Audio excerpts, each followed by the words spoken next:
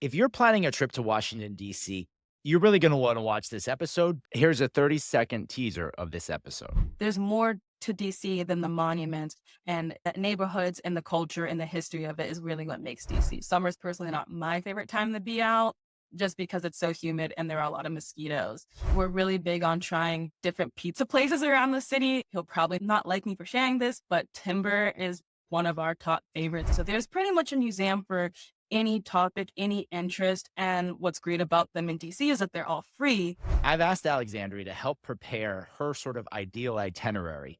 And you can just listen and you can just copy and swipe this. Okay, folks, welcome to the Travel Lemming Podcast. I'm Nate Hake, the founder of Travel Lemming and your host for this podcast.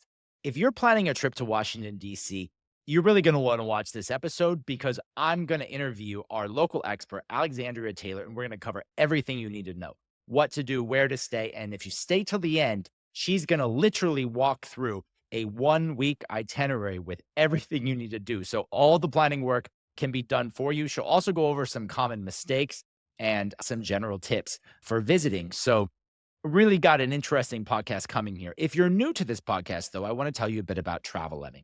Travel Lemming is an online travel guide. We have a team of locals stationed in dozens of cities around the United States and around the world. We write authentic guides. If you're tired of all that AI slop, if you're tired of finding travel information that just doesn't feel authentic, you should really check out Travel Lemming. And even if you're not going to DC, we have guides to destinations all over the world, probably wherever you're going. We also have other podcast episodes that you can listen to with our experts, interviewing them about cities ranging from London to Ireland to Disney World and everywhere in between. And we have local community meetups in several cities around the United States and Canada. So go to travellemming.com or just put Travel Lemming plus wherever you're going into your favorite search engine to find our guides. But let's get into today's episode where we're talking about the capital of the United States, Washington, D.C., with Travel Lemming's local expert, Alexandria Taylor, who I'm joined with today. Thank you so much, Alexandria, for joining us. How are you doing? I'm good. How are you? Great. So excited to talk about the nation's capital. You know, I love DC. I spent many of my summers in law school and in college, like interning at various places at one point on Capitol Hill. I worked in the Pentagon very briefly for a summer, just, as young, naive Nate who thought he could change the world. And I just loved exploring DC. It's such a fun city, so many free things to do. So I think we're going to have a lot to talk about here. But first, why don't you just go ahead and introduce yourself a bit to the Travel Lemming podcast listeners? My name's Alexandria. I'm a DC local resident. I moved here in 2021 after going to school in Virginia. I'm from Pittsburgh, Pennsylvania, but I have a lot of friends down here. So that's the reason why I ended up moving here, because I spent a lot of time visiting them and just thought, might as well move if I'm going to be down here once a month. When I first moved here, I lived in Adams Morgan, and I now live in Petworth with my fiance. And we just love exploring the city, finding new places to eat, trying new pizza places, finding new dive bars. And you're right, it's a really fun city to explore because there's so much happening in it. So moving from Pittsburgh, that's quite a change in terms of cities. Like, what are the things that sort of stood out to you about DC? What do you find? What have you noticed as being special or as being different? Well, when I first moved here, I was in my early 20s, and when I was visiting my friends when I was in my early 20s. So the one big thing that really drew me to it was the nightlife. Honestly, I was visiting my friends, going out to brunch, going out to bars and restaurants and clubs afterwards. And that was really fun. That was one of the reasons I wanted to move here. But after moving here, the brunch is still a really big thing. There's all kinds of memes online about how DC brunch is unmatched, and that's still true years later. But DC just has a lot of other things going on. I love being up in the neighborhoods, kind of away from like the really popular tourist spots, and just exploring little niches and finding little things that most people wouldn't get to see when they, hang around the monuments and the National Mall. I think DC is just a really special place because of the personality of the different neighborhoods. Yeah, absolutely. And it's funny what you say about the brunches, because I remember that as well. Like, there really is part of the culture, especially on Sundays. And like a lot of them have like shows, or like it's not just like you go to a restaurant and get a brunch. It's like it's an activity. I don't know how Yeah. else to describe it. Definitely. Unlimited brunch, bottomless brunch, drag show brunch. There's always some kind of cool brunch going on in DC. And of course, how is it, DC is kind of a special place in the United States because it is the capital. It's Mhm. not a state, it has special status, and it's known as being very political. And a lot of the people that work there, of course, work in government or work in some sort of a political thing. How would you describe like the social scene, the sort of vibe of DC? I think in terms of the political, there's definitely like kind of a polarizing two sides to it. There's people who live and work with the government and live down like on Capitol Hill. And then there's people who do completely normal non-government jobs. And I know people who do both. Like I have friends who work at the hospital. My fiance is a teacher. And then I have friends who work for government, who are government staffers and everything. So I think it's a little bit, it depends on who you meet. It depends on your social circle. I think one of the things about it being so political is that it can be kind of transient. There are people who move here and work in the government, and then if an administration changes or something better comes along, they move out. But there's still a lot of people who live here and build a life here and don't work in the government and who are doing, the typical everyday jobs that, you know, are only found in DC. So I think it's a little bit of both. And I think that even though there is always some kind of air of politics, because it's kind of hard to avoid in DC, it's not, everyone's one thing on their mind. There's a lot more that people talk about and think about and do in DC besides just the political aspect of it. Yeah, absolutely. It's gotta be an interesting place to live. Let's talk about traveling there, though. So for folks who are planning a trip maybe to the East Coast and they're on the fence about whether or not they wanna spend some time in DC versus, maybe spend some more time in New York or Philly or somewhere else, make your pitch. What makes DC special, and why should people consider going there? And then also, who should consider a trip to Washington, DC? Well, obviously, the big part of going to DC is the monuments. It's go to the National Mall, which is downtown, which is where all the monuments are. It's the three museums. It's the history of the place.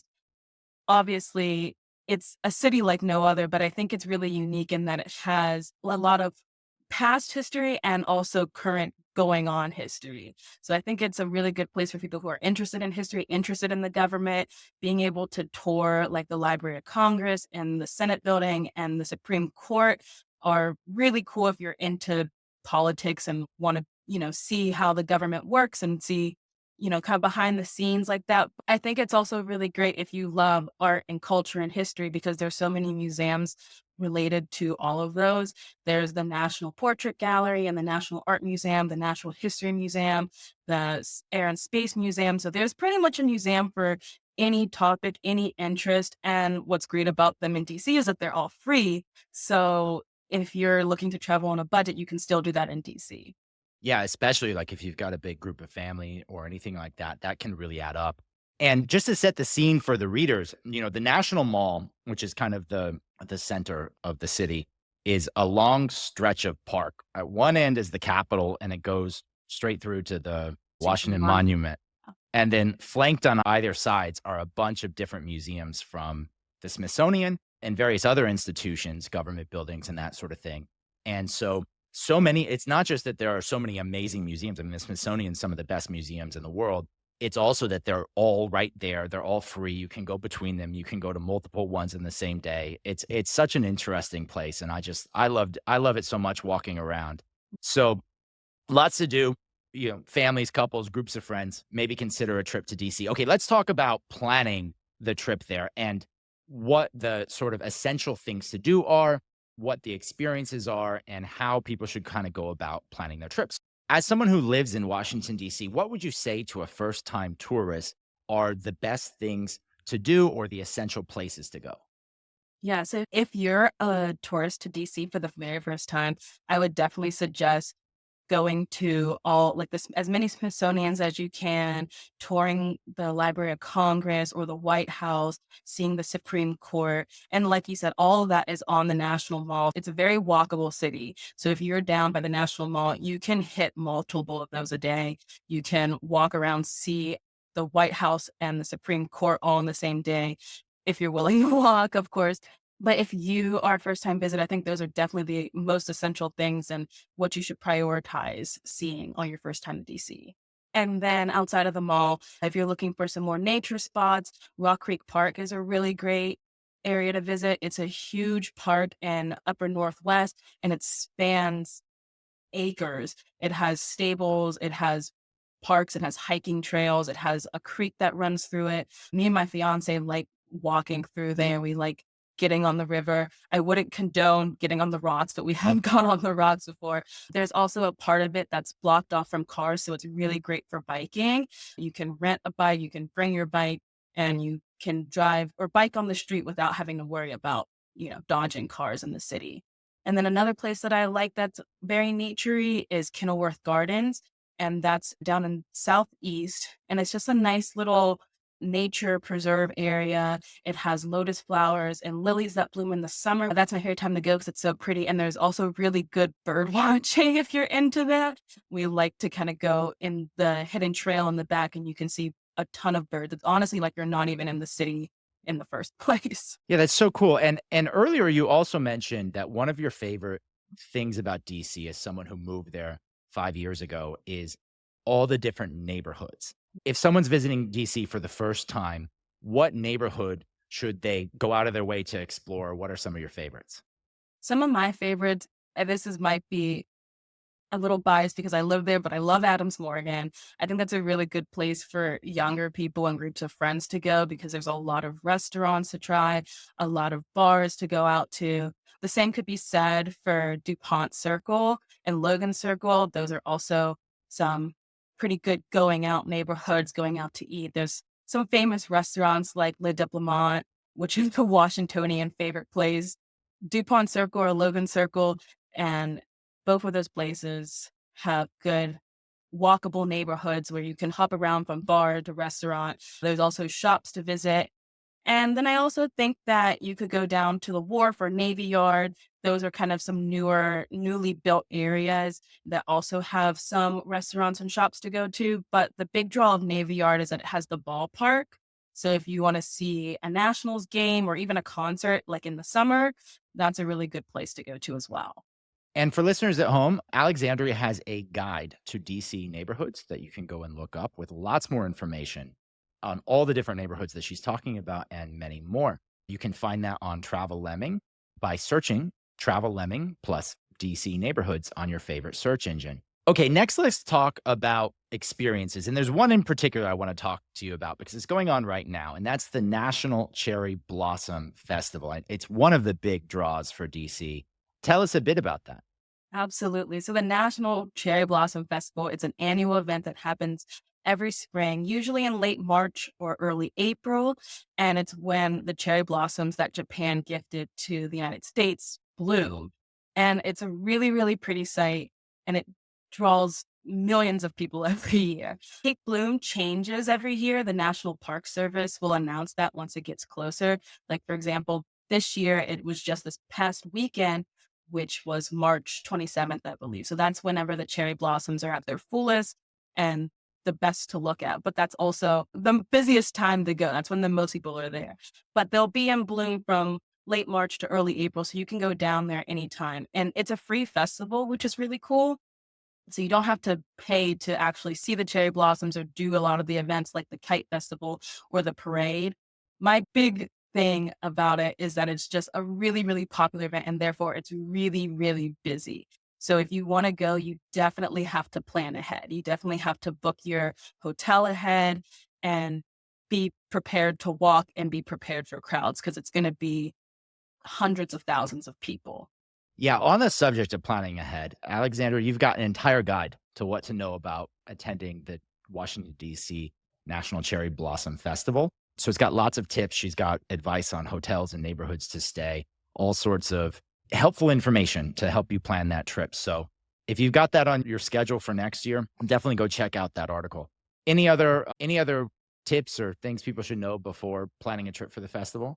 I would say to not drive during this festival. It's going to be really crowded. When we were down here this weekend, traffic was pretty much at a standstill. So you're not going to want to drive. You're probably not going to want to rent a car for this. The best thing to probably do is to take the metro or walk. You can get off at the metro at the Smithsonian Station, which is on the mall.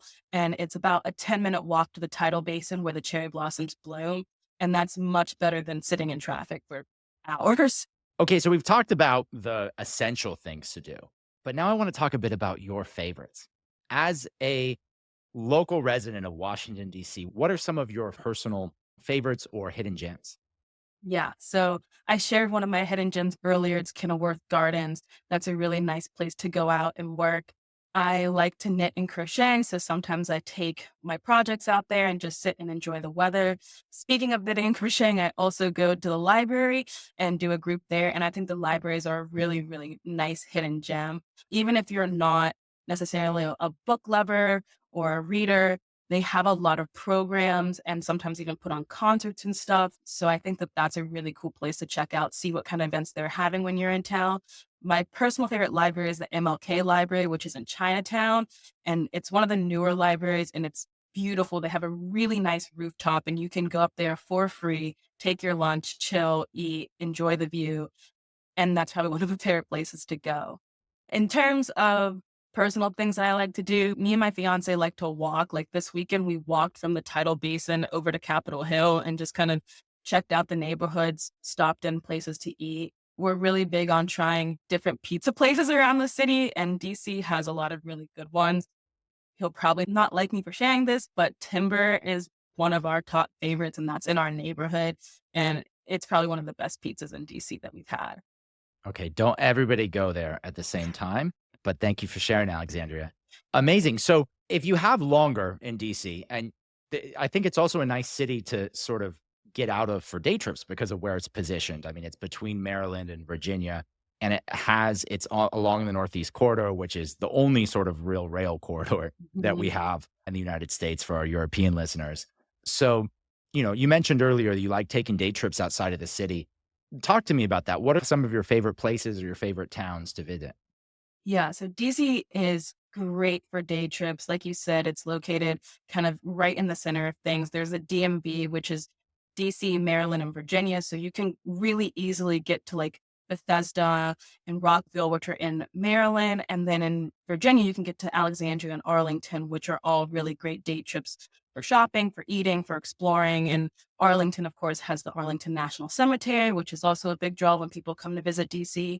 And And Alexandria. that is Arlington National Cemetery is where many veterans are buried. Yeah. Yeah, and the Tomb of the Unknown Soldier and the Changing of the Guard and all of those things are in Arlington National Cemetery, which is just over the river from DC. If you wanna go a little bit further, which we like to do on the weekend sometimes, there's Annapolis, there's Baltimore, there's Richmond, which are all about an hour and a half to 2 hours away, and those are really fun cities to visit as well. Annapolis is on the water, so it's a really fun city if you like to boat or do water activities, eat on the water, little bit coastal vibe. And Baltimore and Richmond have more of that city vibe, a lot of fun little activities of their own to do with museums and shops and all of those things. And then if you're going even further out, there's like the Eastern Shore, which has Ocean City, which if you want to go to a beach, if you're in the summer, it's like 3 hours from DC. So that's also a really great option. Okay, well, you've got lots of options for things to do in Washington, D.C. If you need more, we have a guide on travel lemming from another DC local. You can find that by searching for DC Things to Do Travel Lemming. Now let's talk about planning a trip. So someone's at home, you've sold them on going to Washington, D.C. They want to visit. They've got some idea of what to do there, but let's go through some of the traditional sort of trip planning stuff to help our listeners plan that trip. First question we often get is how long should you allocate? How many days would you recommend to set aside to visit Washington, D.C.? I think the best amount of time to visit DC is at least a week. That way you can see a lot of the museums. Even though the museums are really close together, they're huge and there's so much stuff to do. So you can probably only see two, maybe three in a day if you're being quick about it. So if you want to see a lot of the museums, I definitely recommend spending at least a week in DC. And then you'll also be able to do some other things like the zoo, explore the neighborhoods, go out to eat, see the monuments, those kind of things. A quick trip for DC, you could do in like 3 days and kind of expedite things and maybe choose one or two museums to go to and another day to explore the neighborhoods. But I would definitely recommend at least a week. Okay, and how do you get to DC? So one of the ways that a lot of people get to DC is by flying in, and there's two airports that you can go to. There's Reagan, DCA, which is just over the river in Arlington, and then there's Dulles, which is a little bit further out into Virginia. But Dulles is the bigger international airport, so a lot more flights go through Dulles, and both are on the Metro line. I believe Dulles is on silver, and Reagan, DCA is on blue. And so you'll be able to fly into the city, take the metro into the city or an Uber. But I always recommend the metro because that's probably one of the easiest ways to get around. Yeah, let's talk about the DC Metro real quick while we're on that, because I mean, I think it's one of the best things about DC. In the Definitely. US, we don't have underground subway systems like you see in a lot of European or Japanese cities outside of, with a couple exceptions. And one big one is DC, which has, I think, one of the better subway systems, which is called the Metro. Tell us a bit about the Metro. You were mentioning colors for the lines earlier, which is how they denominate it. But just give us a very brief sort of overview of the Washington D.C. Metro system. Yes. So the Washington D.C. metro system allows you to pretty much go anywhere in the city, as well as some of the immediate places in Virginia and Maryland. So I think it's the best way to get around, especially because if you're visiting, you can get an unlimited pass or a day pass. So you can just buy that one time, swipe it all day, and be able to get on the metro and also the bus system. And I think those two combined, you really won't need a car in DC.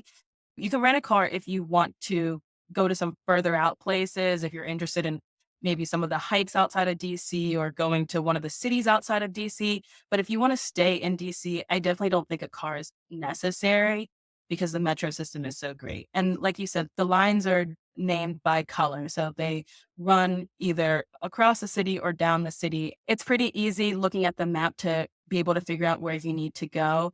There's some bigger metro stations downtown that allow you to change lines. So you can take one, get off, get on another train. And to get to where you have to go in DC, you'll probably only have to take one, maybe two metros, depending on where you're coming from and where you're going.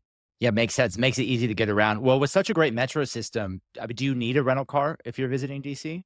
I really don't think it's necessary to have a rental car. Like I said, especially if you're staying in DC and you're doing mostly things in and around DC, you won't need a car to cross the city. And if you can't get somewhere by metro, you can get there by bus. The only time I would really recommend having a rental car is if you want to go further out the city where the metro doesn't go and you don't want to pay for an Uber for that. It's like if you're going hiking to some of the spots outside of DC or want to go to Annapolis or Richmond during your DC trip. But if you're just staying in the city, I would say forget the car.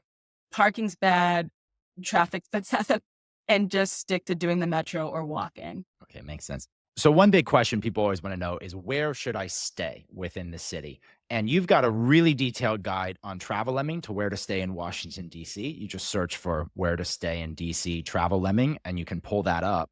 But Alexandria, where do you recommend in terms of the best areas and maybe some suggested hotels for where tourists might consider staying during a visit to Washington, D.C.? So I think that if you're a first time visitor to Washington, D.C., the best place to stay would be somewhere around downtown so that you can get to the National Mall, the monuments, the museums a little bit easier. And you can stay downtown, you can stay in Chinatown, you can stay in Foggy Bottom. Those are all neighborhoods that kind of border downtown, border the National Mall. And you'll easily be able to get to all of those attractions without having to get on a car, even get on the metro. And then if you have been to DC before and you want to kind of get away from the kind of typical spots, I would definitely recommend staying more uptown and somewhere like DuPont or Adams Morgan. The Line Hotel in Adams Morgan is a really cool hotel. It's a boutique space, so it's not like a high rise city hotel. So that's kind of cool to stay in. And it's also right next to 18th Street, which is where all the restaurants and shops are. So that's a really cool place to stay. And then, of course, if you want to stay outside of the city, there's also Bethesda and Arlington, which are a little bit more spread out, a little bit more suburban, but still close to the city for you to do all of the cool attractions. And you probably find some cheaper hotels by staying in Virginia or Maryland and taking the train in. Definitely, definitely. Okay, so speaking of money, if listeners at home are probably thinking, "Oh gosh, I wanna do so many things. How much is this gonna set me back?" What do you think is a reasonable expected budget for a trip to DC? So I think about $150 per person is probably the best. Like I said before, a lot of the museums and a lot of the attractions downtown are free. So that's a really good way to save on the budget. But honestly, a lot of the money that you bring for your trip is going to go to food and drink. It's a little expensive in DC. The cost of living's a little high. So eating out is probably going to be your biggest expense whenever things like the museum and the zoo are free. So I would probably expect to spend about $150 per person. And is And that on top of the hotel? and that would be on top of the hotel, yes. And for the hotels, of course, when you're staying more in the city center, those are going to be the most expensive. So if you're looking to save a little bit of money on the hotel, look a little bit further out, look in Maryland, look in Virginia. Those places are going to have a little bit lower of prices. Next up, let's talk about when to go to DC. And, DC is interesting because its latitude means that it very much has four distinct different seasons. And you've already mentioned a bit how the city changes depending upon the season. You've also got a perspective piece on travel lemming where you talk about why, it might be good to visit in the winter months, actually. Certainly, the summer is one of the most popular months apart from cherry blossom season in the spring. But you have a whole piece where you talk about why visiting in the winter months can actually be a unique experience in DC. So, maybe tell us a bit about how you would think approaching that. Is there any bad time to visit DC? And when would you prefer for people to visit if you were helping them choose? I don't think that there are any explicitly bad times to visit DC. It just depends on how you want to travel. Like you said, summer is a really popular time. It's when people are on vacation. That's when they're planning their trips. So it's going to be really, really busy in the summer. The summer is also really, really hot. It gets really hot. It gets really humid. I think this last summer we had multiple 3-digit days. And sometimes when you step outside, you just instantly sweat. And I think one of the big things to think about is that you're going to probably be walking a lot in DC. So if you don't want to walk in the heat, the summer's not the best time to go. And on a personal note, the mosquitoes in DC are horrendous. I get bit up like crazy. So summer's personally not my favorite time to be out just because it's so humid and there are a lot of mosquitoes. Spring is a really nice time because you get the beautiful weather, but it's not quite as hot as it is in the summer. There is caution around the cherry blossom season and because that's a really popular time. But like I said in my perspective piece, I really like it in the fall and winter because in the fall, it's still really nice. It's still really pretty, but the heat and the humidity has gone down. So it makes being out and exploring the city, walking around, eating outside at all the restaurants, it makes that way more comfortable. And then the winter is just a good time because it gets cold, but it doesn't get freezing cold as some places. So you can still be out. And of course, there will be some days where it dips below and there's snow. But for the most part, winters are pretty mild and you can be out, you can be exploring, and there's way less people. So it's often a lot cheaper for hotels. There's less people on the mall and in the museum. So you're not going to be fighting crowds as much. So I personally would say fall and winter, but of course, spring and summer aren't bad times to visit either. Yeah, the humidity, boy, if that isn't something that you gotta be prepared for in Yeah, DC in the summer. I remember stepping outside and feeling like you need to take a shower after just 5 minutes of walking. So, it makes a lot of sense to visit in other months. As I remember, I think DC was, like, built over a swamp, yeah, right? It was like, as I recall from my history class, it was like at the beginning of the founding of the United States, the Maryland and Virginia sort of gifted the federal government the land to build the new national capital, but they gave them this like awful swampland yeah, between the two of them, and then they sort of built up over that. So that's why it's hot and humid and mugging, and you have mosquitoes right, everywhere. right. And it is the water part of it that still exists is very beautiful, but the mosquitoes are not. Yeah. Okay, well, another question that a lot of people get, particularly about American cities, is about safety. And I know you've got a whole guide on travel lemming about safety in Washington, D.C. So I'd suggest folks go check that out for more details. But give me the quick answer to, is DC a safe place to visit? I think DC is a safe place to visit. It's a city like any other. So of course there's crime, of course there's things going on, but generally if you're visiting DC, if you're a visitor, you're probably not going to be experiencing crime that maybe gets sensationalized on the news. But of course, you also just want to be a smart traveler. It's a city, so you don't want to, be looking around lost, make yourself look like a victim, essentially. But overall, DC is a really safe city, and there are a lot of neighborhoods that have really low crime. And you should be fine walking around at night during the day by yourself as a woman. You really shouldn't have to worry about that too much, but you just want to make sure that you're practicing safe travel. You don't want to leave bags in cars. You don't want to be flashing your money around. You don't want to, walk around with your head down. You want to look like you know where you're going and what you're doing. And for the most part, people will leave you alone, even whenever you're in the not safest areas. If no one's going to really bother you if you're not bothering them. Got it. Good advice. And remember, as Alexandria says, one of the important things is picking the neighborhood where you stay. So go check out her guide to where to stay in Washington, D.C., and that'll take care of a lot of that. What are some other tips or common mistakes that you see tourists doing in Washington, D.C.? Yeah, I think especially if you're down on the mall, one of my biggest tips is to bring walking shoes.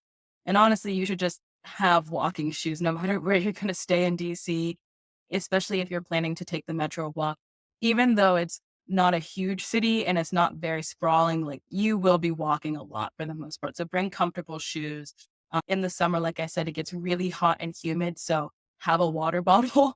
You don't want to be walking around enjoying your day and then trying to find places to get water or even have to buy overly priced water that they have stationed around the mall. Definitely bring your water and comfortable walking shoes and comfortable breathable clothes. And like I mentioned before, doing public transportation, it's the best way to get around DC. You can get a 7-day unlimited pass for the book that works on both the metro and the bus. And so you only have to pay for that once and then you can just swipe through. But a really important tip for when you're on the metro is when you're on the escalators, you want to stand on the right so you can let walkers up on the left.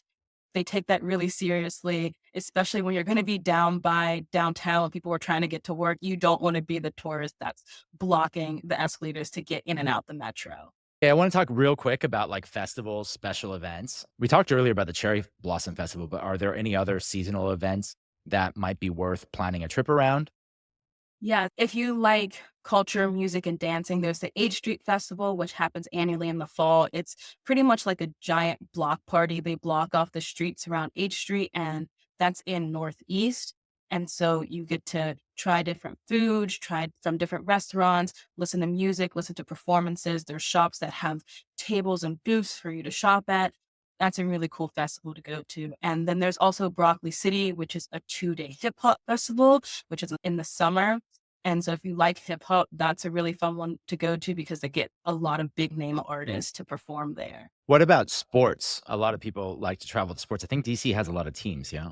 Yeah, DC has a ton of teams. So there's hockey, basketball, soccer, football, baseball, and most of them have their stadium or their arena in DC, the city. The only one that doesn't is the football stadium, which is out in Landover, Maryland. But the basketball team and the hockey team play at Capital One Arena, which is down in Chinatown.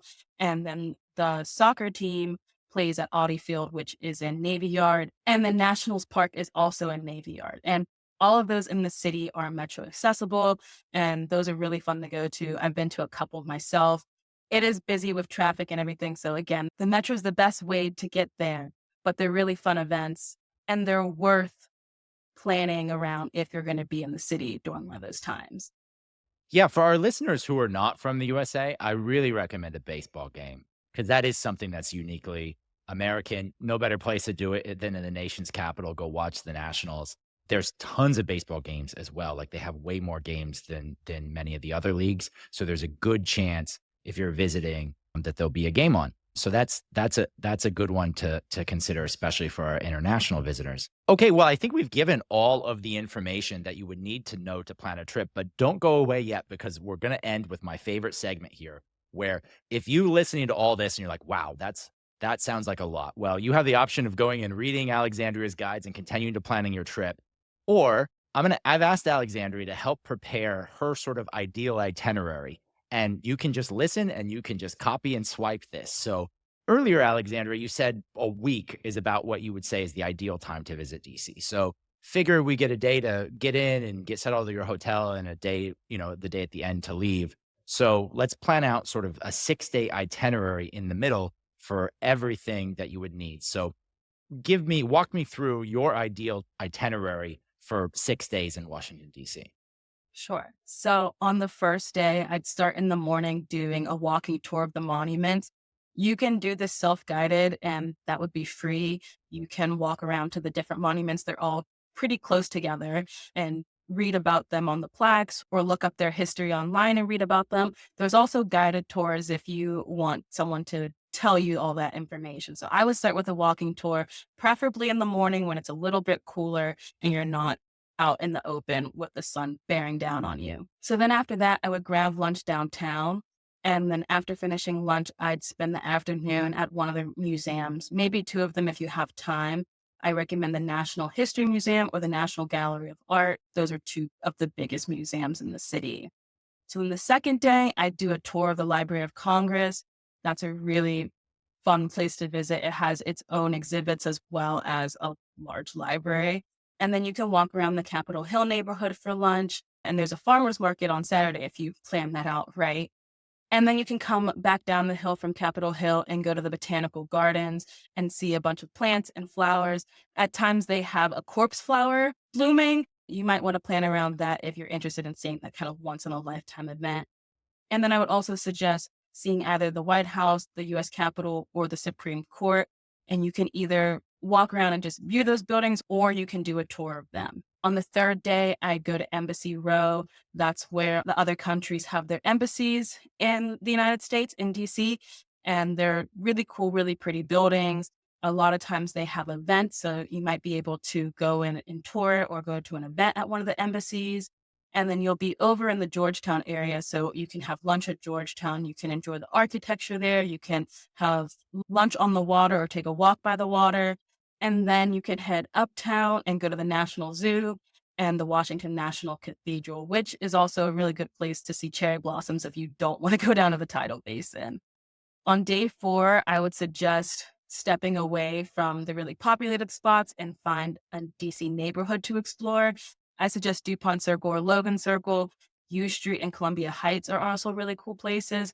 There you can get lunch, you can grab a drink, you can shop around, and you'll be able to get kind of a feel of DC outside of the monuments and museums. And then in the evenings, you can see kind of the smaller monuments that aren't typically viewed. Like there's the MLK monument, which is a little bit separated from the others.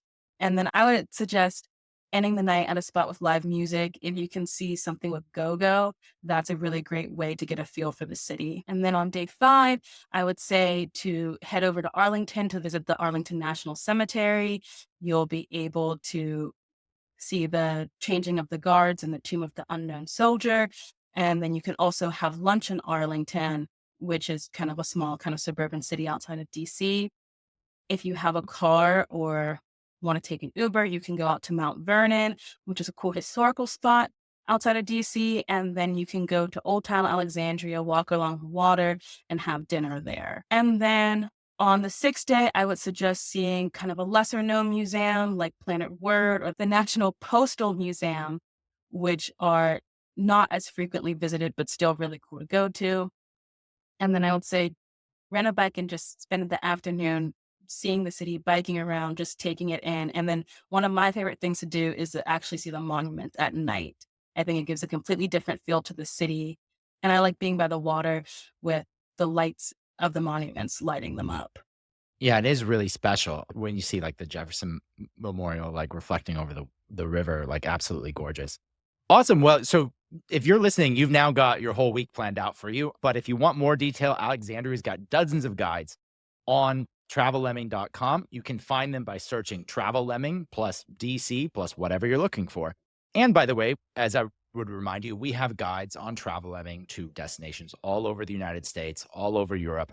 Even if you're not planning to go to DC, just try searching Travel Lemming plus wherever you're going to go find those. Well, thank you so much for joining us today, Alexandra. Any parting thoughts? What would you say to someone before they go about DC? I think it's just a really fun city to visit. I would definitely recommend it. There's more to DC than the monuments, and the neighborhoods and the culture and the history of it is really what makes DC. So I would suggest seeing all parts of DC. Awesome. Good advice. Thank you so much, Alexandria. All right. Thank you so much for listening. Please go ahead and like and subscribe. It really helps us out when you hit that like button. Just takes you a second, but it lets us know that you enjoyed this podcast. And if you listened this far, I'd also really appreciate it if you would consider leaving a comment down below or sharing our podcast with one of your friends. And if you want to keep listening, we've got more than a dozen podcasts to different destinations all around the world, all around the US. So go check out one of those next.